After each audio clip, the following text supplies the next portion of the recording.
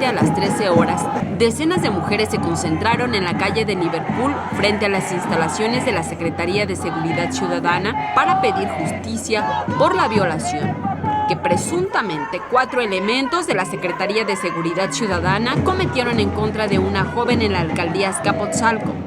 Son situaciones, como ya lo hemos dicho, situaciones muy graves porque la policía es la garante de todos los ciudadanos. Entonces, estamos hablando de que no están cumpliendo con su trabajo, pero todavía, además de eso, no nos están garantizando la seguridad en ningún aspecto, pero además de eso, pues nos están violentando.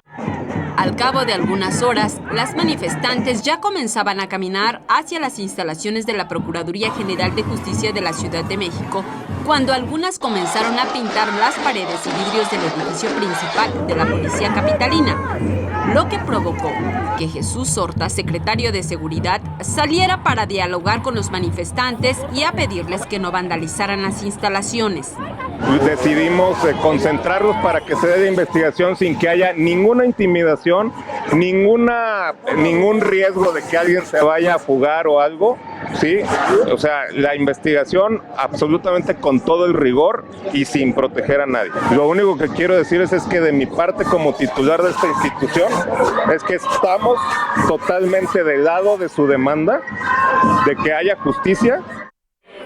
A pesar de que el funcionario salió a platicar con ellos, ninguna inconforme quiso hablar.